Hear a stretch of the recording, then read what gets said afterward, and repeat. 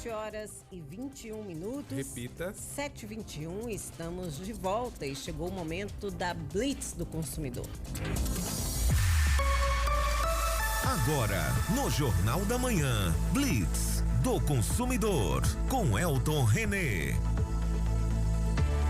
E aí, Elton René, bom dia, seja bem-vindo mais uma vez. Vamos falar sobre o ICMS nos combustíveis. Esse assunto está rendendo muita polêmica na política e isso reflete direto no bolso do consumidor, não é? Na realidade, essa novela é bastante antiga. Bom dia, Daniel, bom dia, Karine, bom dia a todos os ouvintes, né? Nessa terça-feira que seria de carnaval, né?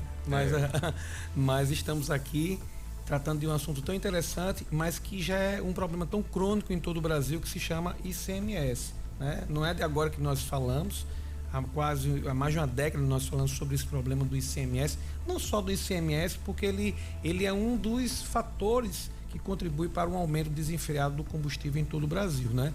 Nós temos um problema aí também grave, sério mesmo, quando se diz respeito à administração da Petrobras, Karine. A política de preço da Petrobras ela é extremamente cruel, né? Então, somando a essa política de preços que é voltado, entre aspas, ao mercado internacional, porque eu digo entre aspas, porque no período ápice da pandemia que nós passamos, vocês notaram que o combustível diminuiu de preço nas distribuidoras, consequentemente foi por conta da política de preço da Petrobras, e o dólar estava em alta. Isso quer dizer que a vinculação com o dólar diretamente, ela não existe, ela vai de acordo na realidade, com os interesses dos acionistas da companhia e, evidentemente, com os interesses internos dessa estatal. Mas, somando a esse problema, nós temos sim um problema do ICMS que deve ser tratado com muita seriedade em todo o país, não só aqui na Paraíba. Mas, de fato, o presidente da República, ele diz que é muito simples baixar o preço do combustível, é só fazer com que os governadores retirem o ICMS do preço da gasolina. É tão simples assim para um governador retirar o ICMS do preço da gasolina e assim vai baixar?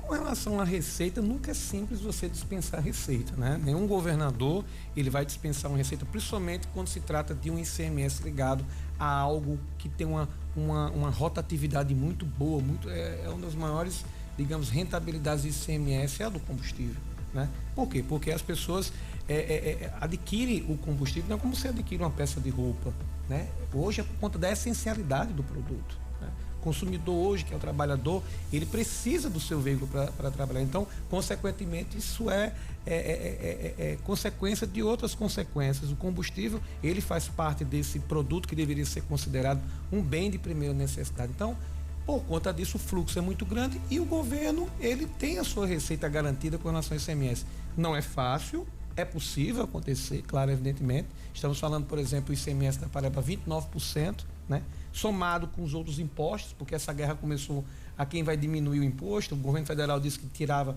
o PIS e COFINS, e só para o consumidor que está nos escutando ele entender, quase 50% do seu preço do combustível hoje, por exemplo, se você paga hoje R$4,80, estava vindo para cá, estava mais ou menos R$4,80 o combustível, quase R$2,40, né? Para ser mais preciso, R$2,30 será só de imposto, isso somado ao ICMS, junto com PIS e COFINS e outras taxas. Ou seja, 29% dessa conta o consumidor pode ter certeza que é por conta do tributo estadual. Então, esses 29% pode ser discutido, deve ser discutido em todo o Brasil, mas aqui deve ser conversado, deve ser aprimorado através dos nossos deputados. Aí o presidente falou, é fácil, teoricamente poderia ser fácil, mas não é tão fácil assim quando você discute receita e, evidentemente, os reflexos daquilo que você se exime de ter aquela receita. O que é que eu fico pensando como consumidora de combustível, preciso abastecer meu carro para trabalhar todos os dias, claro. É que se, por exemplo, aqui na Paraíba, o governador decidisse retirar ou diminuir a cobrança do ICMS na gasolina, aí nós íamos baixar aquele preço naquele momento, mas com a política de preços da Petrobras, logo a gasolina já iria estar R$4,80 de novo. A gente tem um problema, Karine, você foi bem feliz em falar nisso, que essa política de preço da Petrobras ela é um grande dragão em todo o país, né? E isso é uma coisa que não é de agora, né? Eu sempre venho falar sobre essa política de preço da Petrobras e fato é, essa vinculação, porque ela ligado ao dólar e tudo mais, nesse processo pandêmico, quebrou esse paradigma. Como eu falei agora há pouco, o dólar estava em alta e os combustíveis estavam em queda. Por quê? Porque não havia consumo, as pessoas estavam nas suas casas. Então a Petrobras tinha que fazer alguma coisa nesse sentido. Então ela regulamentou o preço a menor. É um problema sério. Eu, assim, sempre defendi, vou sempre defender a privatização. Não só a privatização da própria companhia, da estatal, mas a abertura de mercado. Isso faz bem para o consumidor. Muita gente chega e fala assim, Karine, olha, mas isso é um absurdo. A Petrobras é nossa, isso é nosso de quem? A bem da verdade, qual é a pergunta mais correta? É para quem ou para o que serve a Petrobras para o povo brasileiro? Em absolutamente nada. Ela, na realidade, não, mas estrategicamente, em caráter militar, é bom que nós tenhamos o poder. Não, isso não existe, gente. Um país onde não tem nem 100 caças aéreos, né? Não existe nenhum porta-aviões, onde tem qualquer outro país em primeiro mundo, tem centenas de milhares desses mecanismos de defesa, uma estatal de combustível não vai significar absolutamente nada em matéria de crises militares. E em matéria econômica, o Brasil está muito bem aquinhoado com a Petrobras. Ela é muito rentável, mas ela é rentável para o governo, de forma interna, e para os interesses dos acionistas. A bem da verdade é que nós temos um problema crônico que é somado com a política de preços da Petrobras, que vem se passando ano após ano e nunca é feito nada sobre isso efetivamente, né? Eu tenho ainda uma esperança muito grande, pelo menos eu tinha uma esperança muito maior no início do governo do Bolsonaro, quando ele falava que iria privatizar a Petrobras. Isso aí foi uma inclusive, das propostas do governo. Mas parece que a Petrobras é muito sedutora nesse sentido. Por quê? Porque é um caixa muito rápido.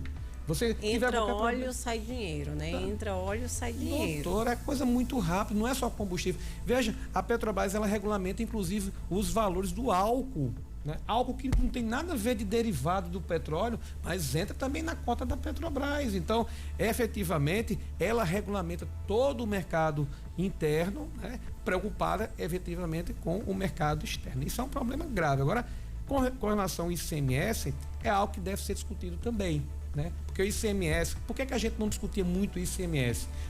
Porque a política de preços da Petrobras era um pouco mais amena. Quando ela começou a ficar mais agressiva, você começou a ter na ponta o resultado. Então, devemos atacar onde? Os dois ao mesmo tempo. Então, ICMS é algo que deve ser discutido, poucas pessoas sabem, mas existe um conselho chamado CONFAZ, é um conselho fazendário. E eu sempre brinco com esse conselho, digo que ele é o grande conselho de cartel, entre aspas, no Brasil inteiro. Por quê?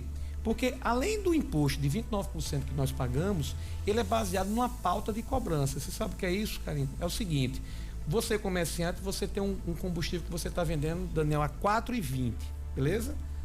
A sua gasolina é R$ 4,20. Passa um determinado período e o imposto é cobrado em cima de R$ 4,20, certo? Só para o pessoal entender. Passa um período e você, poxa, teve uma promoção aqui na distribuidora, vou poder vender a R$ 4,00. Não importa muito.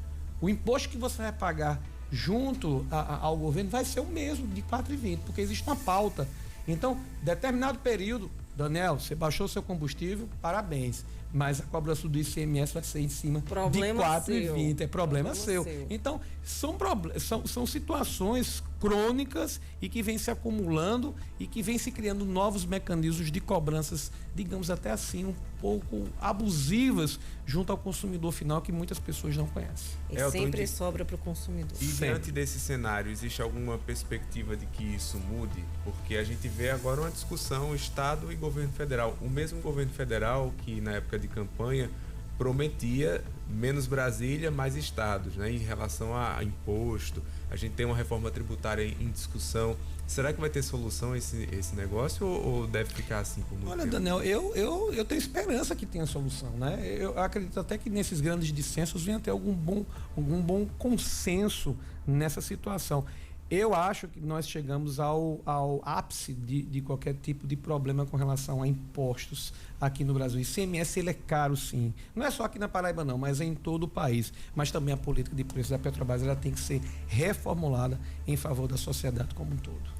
Um outro assunto, Elton, que está em alta no momento é o vazamento de dados, informações nossas que agora foram escancaradas. A exemplo do nosso CPF, nome completo, endereço, data de nascimento, até a declaração do imposto de renda chegou nas mãos, digamos assim, de pessoas erradas, porque são informações muito particulares que podem ser acessadas principalmente por criminosos. Essa é a nossa preocupação.